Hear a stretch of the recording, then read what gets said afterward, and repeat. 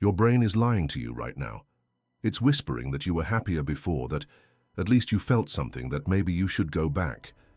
It's creating a false narrative that life without pornography is empty, bland, impossible to sustain.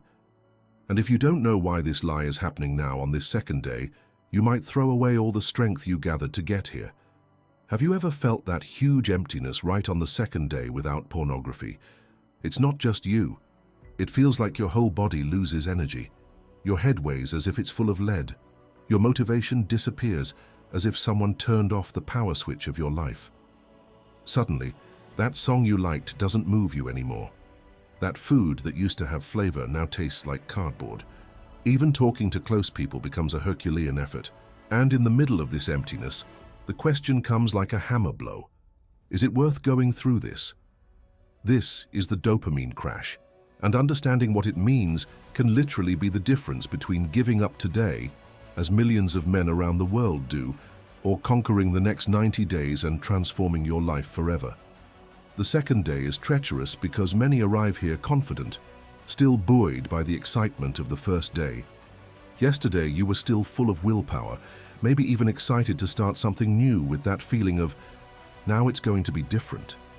Today, the adrenaline of the decision has passed, the initial enthusiasm has evaporated, and the body begins to demand the stimulus it received daily for months, maybe years. It's at this point that the mind panics, trying to convince you that you are worse off without pornography, that it was better before, that you are depriving yourself of something essential. But the truth is that this is not getting worse. It's healing happening. It's your nervous system doing exactly what it was programmed to do when an addictive substance is withdrawn, going into withdrawal. What you need to know, and that can completely change the game for you, is simple. This emptiness is not a defect. It's not a sign that you are not up to the challenge. It's not proof that you are too weak to succeed. This emptiness is a chemical readjustment, and science explains every detail of what is happening inside your head right now. When you understand what is happening, the game changes completely. What before seemed like weakness begins to seem like a sign of progress. What seemed like punishment begins to make sense as a natural healing process. The difference is in the interpretation, and the correct interpretation can be the weapon you need to get through not only today, but this entire journey. In this video, I will reveal what science says about dopamine, this chemical messenger that controls much more of your life than you imagine. I will show why pornography is so destructive to dopamine receptors, how addiction sets in, and mainly why this crash that you feel is proof that your system is starting to reprogram itself. You will discover that this apathy, this lack of pleasure, this irritation that hits on the second day doesn't mean you are losing, but that you are going through the most important process of your liberation. We will talk about symptoms, practical strategies to get through this phase, and also hope, because this valley doesn't last forever. Those who resist here reap the reward later. So subscribe to the channel right now, because this is a series, an entire journey. Each episode will bring clarity, tools, and discipline for you to no longer be a slave to a habit that only weakens you. And take advantage. Leave in the comments what day you are on, because this is not just information, it's community. Addiction hates when you take on your fight in public. Today the theme is dopamine, but in reality we are talking about something bigger. We are talking about your freedom. What dopamine really is. The word dopamine has become famous in recent years, but many people repeat it without knowing what it really is. You may have heard that dopamine is the hormone of happiness, but that's wrong. First, it's not even a hormone, it's a neurotransmitter. That is, a molecule that neurons use to communicate with each other. Second, it's not about happiness. It's about motivation, expectation, and reward. Think of it this way. When you feel like eating something, opening your cell phone, working out, watching a video, dopamine is behind it. It's not dopamine that gives you pleasure in itself, but it's it that triggers the desire to seek that pleasure. It's like the fuel of the engine. Without dopamine, you don't get out of bed, you don't work, you don't study, you don't fall in love. You simply stop. What pornography does is hijack this system. It offers quick, easy, unlimited rewards without real effort. The brain, which evolved to release dopamine when hunting, when conquering, when relating in truth, now receives the same discharge with a few clicks. But there's a detail. These discharges are artificial and in excess. It's as if the brain was designed for a small fire, but suddenly it was placed in the middle of a fire. Over time, this intensity leaves the system tired. Dopamine receptors begin to close. It's as if your mind said, "This is too much stimulus, I need to turn off a little." And that's when you start to feel the famous emptiness, apathy, lack of energy. Not because you are sick, but because the system is trying to protect itself from the exaggeration. When you understand this, you realize that the problem is not you. The problem is what this excessive stimulus did to your chemistry. And you also realize the good news. If it was the habit that messed up the system, it's the change of habit that can restore it. The brain is plastic, it adapts. It was made to adapt. That's why it's so important not to fall into the trap of believing that this emptiness means that you were better before watching pornography. No. Before you were just doped. Now you are starting to see reality without filter. The discomfort that appears on the second day is just the first sign that the system is recalibrating. The cycle of pornography and dopamine. Now that you understand what dopamine is, let's talk about the cycle that pornography creates inside you. It works like this. Each click is a small explosion of dopamine. Each video, each new scene, each new tab opened feeds this system. And as there is no limit on the internet, you can spend hours in this infinite cycle of stimulus. This is something that no other natural experience can offer. In real life, there is a limit. You eat, and there comes a time when you are full. You relate, and there is satiety. But in pornography, no. There is always one more video, one more category, one more fantasy. The brain, which evolved to deal with scarce rewards and conquered with effort, suddenly has access to an infinite supermarket of stimuli, and each stimulus generates a quick discharge of dopamine. It's like a game of chance in which you never lose. Each click is a bet that always pays. And as in the casino, what is addictive is not only the prize, it's the expectation of the next prize. Dopamine is not only released when you watch, but also when you search, when you look for, when you imagine what you will find. That's why many already feel the excitement just by opening the browser, even before seeing anything. This cycle is addictive precisely because it has no end. There is no point of satiety. Unlike food or real sex, which bring physical limit, pornography offers infinite novelties. It's like refined sugar for the brain. While natural food satisfies, refined sugar is addictive because it deceives the senses without nourishing. The result is predictable: tolerance. The same stimulus is no longer enough.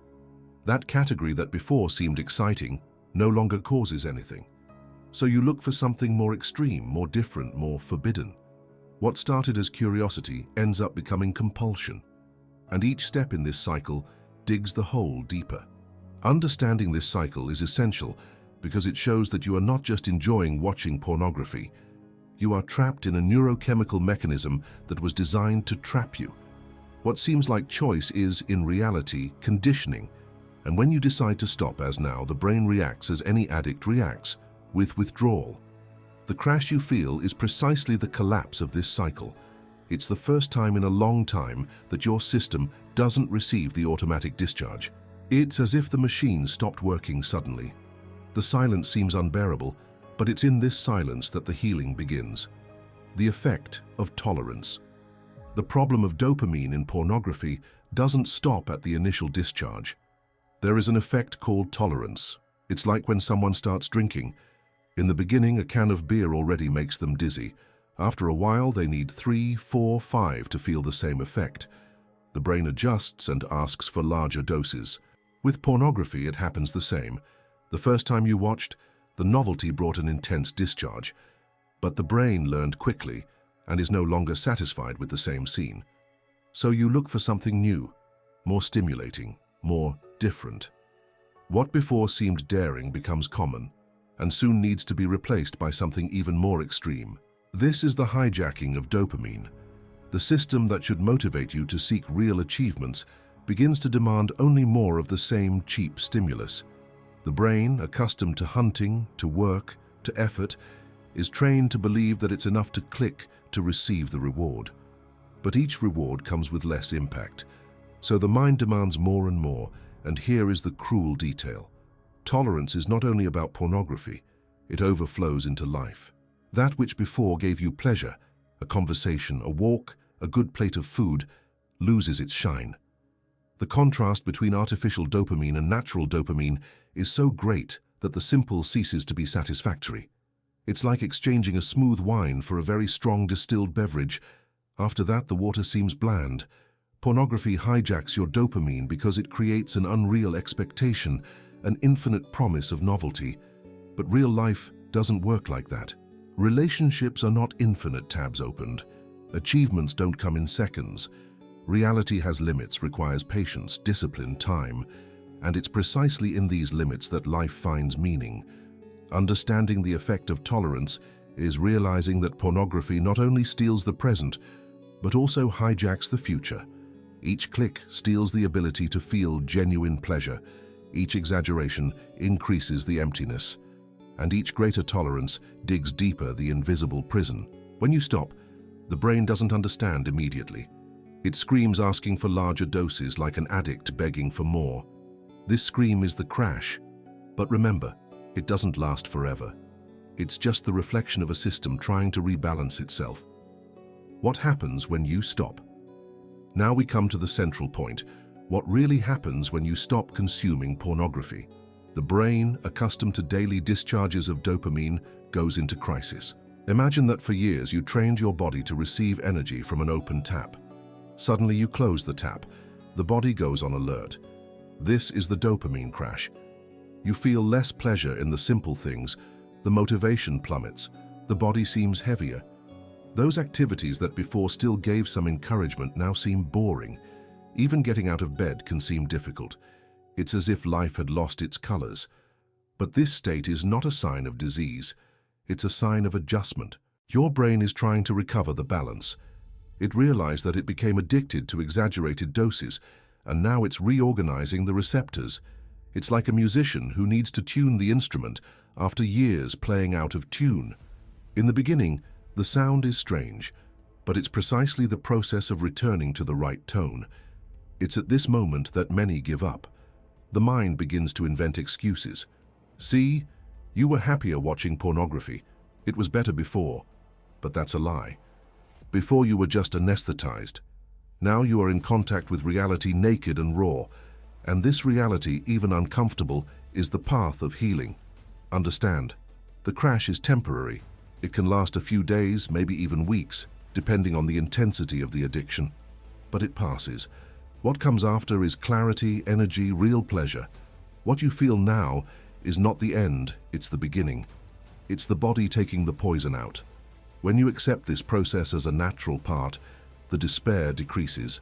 You understand that you are not broken. You are just adjusting, and every adjustment hurts. But every pain of adjustment is a pain that prepares for a stronger life. Symptoms of the dopamine crash.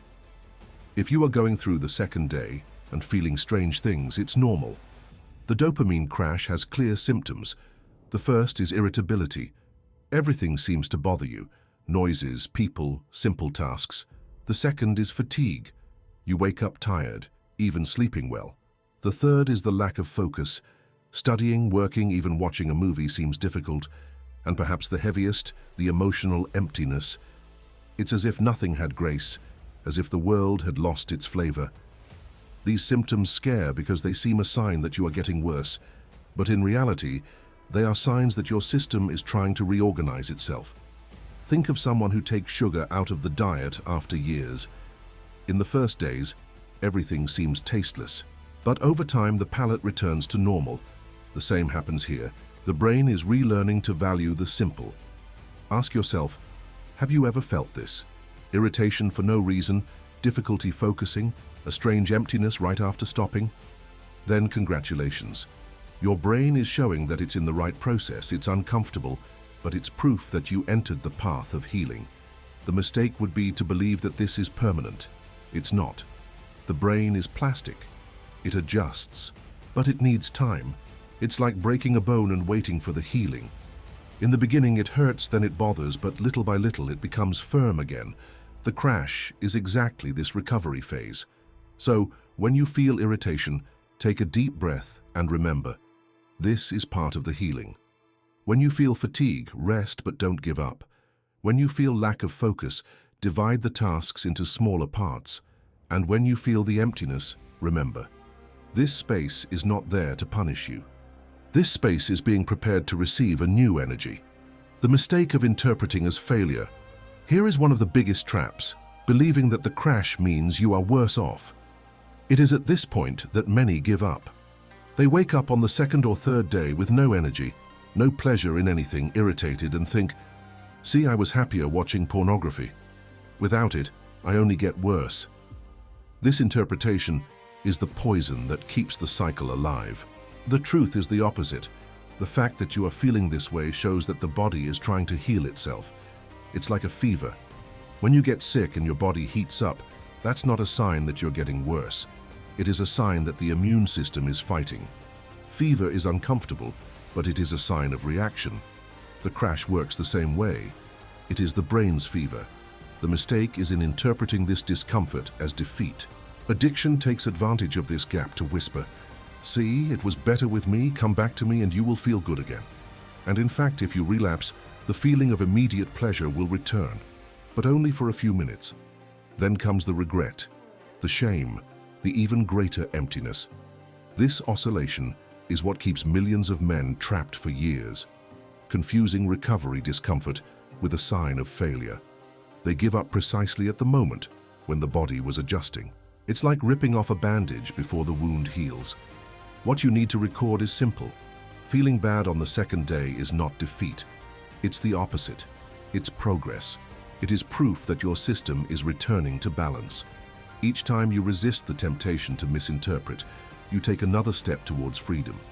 So the next time the emptiness appears, don't ask yourself, why am I worse? Ask, what is my body showing me about recovery? This change in mindset can save your journey. The critical period. Now let's talk about the most dangerous phase, the first 7 to 10 days. It is in this interval that most relapses happen. And it's no coincidence. The brain, accustomed to daily doses of dopamine, screams even louder during this week. It's like a cigarette or alcohol addict in the first days of abstinence. The body asks, the mind begs, and the feeling is that you can't live without it. This period is called the critical phase because it concentrates the biggest challenges: irritability, insomnia, anxiety, lack of pleasure, and an intense desire to return to the old pattern. For some, these days seem endless.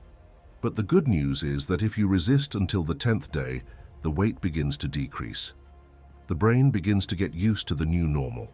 It is important to understand, this period does not mean that you are doomed to suffer forever. It's like the steepest stretch of a mountain. The beginning is difficult, requires strength, takes your breath away. But after the climb, the walk becomes lighter. Whoever gives up before the top never discovers that the trail gets easier. Comparing with drugs helps to give clarity. Research shows that users in abstinence go through physical and mental symptoms very similar to those you are feeling now. Lack of energy, headache, compulsive desire, irritation. What you feel is real, but it is temporary. Therefore note, the first 7 to 10 days are critical, but they are not eternal. If you fall in this phase, you will have to start all over again, and the feeling of defeat will be even heavier. But if you resist, you will notice something incredible.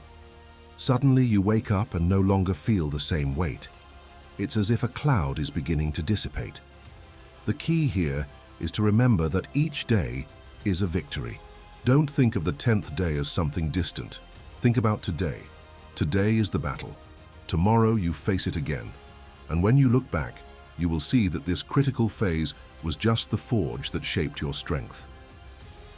Strategies for dealing with the crash. Now comes the practical part. How to get through the crash without getting lost along the way. The answer lies in 3 pillars: body, mind, and environment. First, the body. The crash steals energy, so you need to recharge in the right way. Sleep is a priority. Turn off screens an hour before bed. Leave your cell phone out of the room and create a simple ritual. Low light, light reading, slow breathing. Eating well also helps. Protein in every meal, plenty of water and less sugar. Physical exercise is essential. You don't need an expensive gym, 20 minutes of walking, some push-ups, stretching. Movement helps release endorphins and stabilize mood. Second, the mind. Use techniques to deal with the urge. Urge surfing is powerful. When the impulse comes, close your eyes, take a deep breath, and observe the urge like a wave. It grows, reaches its peak, and falls. Time it for 3 minutes. You will see that the intensity decreases. Short meditation also works. Sit in silence, focus on your breathing. Observe your thoughts without judging them. 5 minutes already make a difference. Third, the environment. The place where you live can be an ally or an enemy. If pornography always enters through your cell phone, leave it charging far away. Install blockers, uninstall apps that bring you down, create friction. If the problem is boredom, fill your time with real activities. Leaving the house, calling someone, reading, listening to music, tidying up the room. The emptiness of the crash loves to hide in unoccupied spaces. And an extra tip, socialization. Isolation amplifies the crash. Talk to someone, go for a walk with a friend, join a group. Dopamine is also released in real interactions. The more you connect outside the screen, the faster your brain relearns to feel natural pleasure. There is no magic trick, but there are simple practices that, repeated daily, make the crash bearable. And more than bearable, they make this phase a training for the discipline you need to win in the long term. Neuroplasticity in action. Here is the part that should fill you with hope. The brain is plastic. Neuroplasticity means that neurons adapt, create new connections, change old paths. This means that you are not condemned to live trapped in the same cycle forever. If addiction was learned, freedom can also be learned. Each day without pornography is a message you send to your brain. This path is no longer the standard. In the beginning, the brain rebels. It tries to drag you back to the old path. But over time, each time you resist, the path fades away. It's like a dirt road. The less you pass through it, the more weeds grow and cover the path. At the same time, new trails begin to be opened. The first time you feel pleasure in a real conversation after days without pornography, that is a new connection being reinforced. The first time you feel energy in a workout, that is neuroplasticity. Every small healthy pleasure is the brain relearning to release dopamine in the correct way. The most incredible part is that this process is automatic. You don't need to force neuroplasticity. It happens on its own as long as you maintain consistency. It's like the body that heals a cut. You don't need to tell the blood to form clots, it happens naturally. The brain also heals. But just as the cut takes days to close, the brain also needs time. Understanding this is vital because it helps you interpret discomfort in a different way. When you feel the emptiness, it is because the old paths are fading away. When you feel pleasure in simple things, it is because new trails are being born. The crash, as painful as it may be, is a sign that neuroplasticity is underway. So record this. Each no you say is not just a momentary victory. It is a brick placed in the construction of a new brain. Natural rewards returning. One of the greatest rewards of NoFap is when the simple pleasures of life regain value.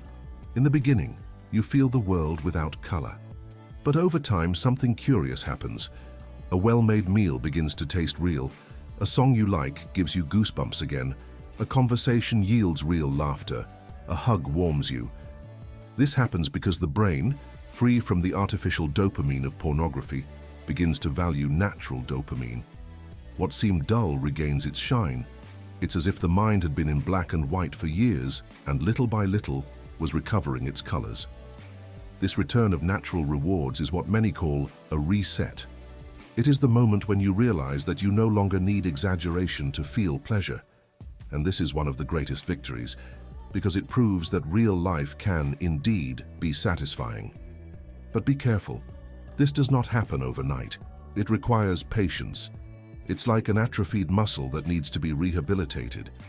In the beginning, it doesn't respond well. Then, with training, it begins to gain strength. So is the brain. At the beginning of the process, nothing seems to satisfy. But as the days pass, small pleasures return to occupy the place that has always been theirs. Think about it. When was the last time you laughed for real, without needing artificial stimulation? When was the last time you felt proud of a job, satisfied with a workout, light after a conversation? All of this will come back, and when it comes back, it will be much more intense than any click on a screen. This is proof that the effort is worth it. Because in the end, it's not just about resisting addiction. It's about recovering the right to feel genuine pleasure. The positive side of the crash. You may be thinking, how so positive side? There is nothing good about this emptiness. But there is. The crash is uncomfortable, yes, it's heavy, irritating, seems endless, but it is also living proof that your brain is adjusting. It's like a fever. No one likes to have a fever, but everyone understands that it is a sign that the body is fighting something. The crash is the fever of your nervous system. It is a sign that the excess of artificial dopamine has been cut off and that the brain is trying to reorganize itself. If you weren't feeling anything, it would be a sign that nothing was changing. Discomfort is proof of transformation. In addition, the crash is a unique opportunity for mental training. It is in this valley that you learn to deal with anxiety, to develop patience, to build discipline. Each time you get through a bad day without giving in, you strengthen a part of yourself that will serve you for life, not only against pornography, but against any challenge. And there is another positive side. The crash does not last forever. It is temporary. And when it passes, you begin to feel a clarity, an energy, a motivation that you haven't felt in years. This transition is only possible because you went through the crash. That is, the emptiness you feel today is the space being opened for a new version of you to be born. So, the next time you are in the middle of this emptiness, change your perspective. Don't see it as a punishment, see it as a sign. It's not the end of the line, it's proof that change is happening. The crash is the price of freedom, and all freedom requires sacrifice. What to expect in the coming days? If the second day seemed heavy, here is the good news: this will not last forever. The next few days still bring challenges, but they also begin to reveal small victories. It's like going through a storm. In the beginning, there is only wind and darkness, but as you resist, the cloud begins to open and the light appears. After the crash, many report the first signs of mental clarity. It's not that everything becomes perfect suddenly, but you begin to notice moments of focus that didn't exist before. A simple task that seemed impossible on the second day already begins to be done with more ease. A thought that previously came loaded with desire begins to lose strength. The mind, which seemed dominated, begins to obey. Another point is energy.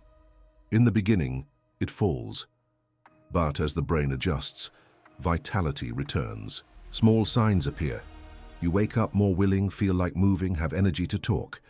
It's as if life were returning little by little, and each of these signs is fuel to continue. It is also common to notice that self-esteem improves. The simple fact of resisting a few days already brings pride. You look back and think, before I didn't even last 24 hours, and now I'm already here. This confidence is powerful because it proves to yourself that change is possible. Of course, there will still be risks. Triggers continue to appear, especially in moments of loneliness or boredom.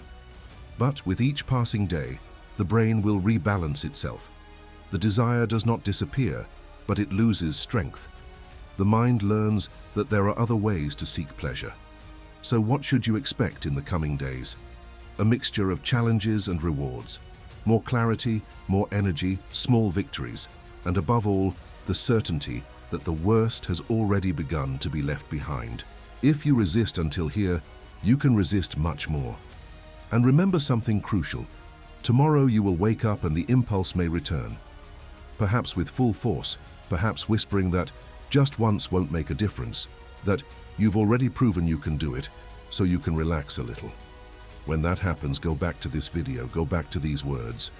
Remember what you learned about neuroplasticity, about the crash as a healing process, about each resistance as the construction of a new identity. The second day is ending. You are still standing. That is already a monumentally significant victory. Millions of men around the world have tried to get where you have gotten and failed. You are officially among the minority that manages to persist beyond the initial crash. But I want you to understand something even deeper about this moment. You are not just enduring another day. You are literally rewriting your personal history. You are breaking a pattern that may have controlled your life for years, perhaps for decades. You are proving to yourself that that internal voice that always said, "You can't, you are too weak, you will always be like this," was lying. Every second that you resisted today was a vote of confidence in a better version of yourself. Every moment when temptation came and you said no was you consciously choosing your future instead of being dragged by your past. That's no small thing. That's personal revolution happening in real time. Now take a deep breath, look in the mirror, and say to yourself, "I am not broken, I am under reconstruction. The emptiness I feel is temporary. The strength I am developing is permanent." And if it's hard to believe those words now, that's okay. You don't need to feel like an invincible warrior to be one. You just need to keep making the right decision, 1 hour at a time. Because here is a truth that few men discover. Courage is not absence of fear. Courage is feeling fear and choosing the right path anyway. Discipline is not ease. Discipline is difficulty consciously chosen because you know it leads to somewhere better. And when the early morning arrives, because it will arrive, when the silence of the house makes the impulses seem louder, when loneliness tries to convince you that no one will know if you give in just once, when your own mind begins to negotiate and create elaborate justifications, remember this.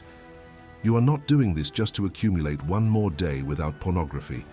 You are doing this to become the type of man that your children will admire. The type of man who will look into a woman's eyes without carrying hidden guilt. The type of man who wakes up in the morning with real energy, not with the emotional hangover of having wasted the night before. The type of man who pursues real goals because his dopamine has not been hijacked by cheap pleasure. The type of man who governs his own life instead of being governed by his own impulses. That man is not a distant fantasy. That man is who you are becoming right now, cell by cell, decision by decision, day by day. The crash you feel is the price of admission for that transformation.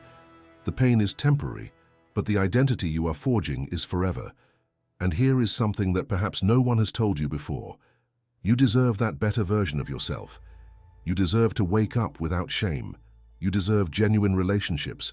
You deserve vital energy to pursue real dreams. You deserve to look in the mirror and feel genuine pride in the man you see looking back. Pornography convinced you that you were weak, that this was your limit, that you should settle for crumbs of artificial pleasure while real life passed by on the outside. But pornography lied. Today you began to discover who you really are when you are not anesthetized, when you are not running away, when you are not hiding behind fantasies. Day 2 is over. Your transformation is just beginning. Each next step will be easier than this one you just took, not because it will become automatic, but because you will have more evidence that you are capable, more emotional momentum, more solid identity to sustain your choices. But this step, this one you took today, crossing the crash when every fiber of your being screamed to give up, resisting when it would be 1,000 times easier to give in, remaining firm when the world seemed to have lost its color. This will be remembered as the turning point. The day you decided that you deserved something infinitely better than digital slavery. The day you planted the first seed of the forest that your life can become. The war continues. The next few days will bring new challenges, new temptations, new moments when you will question whether it is worth it. But today, you proved something fundamental. You can win. Not just survive, but win. Not just resist, but grow through resistance. And when you are on day 30, on day 90, on day 365, when you are living a life that today seems impossible, you will remember this moment. You will remember the dark night when you almost gave up, but chose to continue. You will remember the emptiness you felt, but that you had the wisdom to recognize as space being prepared for something better. This is your origin story. This is the moment when the hero of your own story decided to stop surrendering to what was easy and start fighting for what was right. The war continues, but today you proved that you can win, and that changes everything.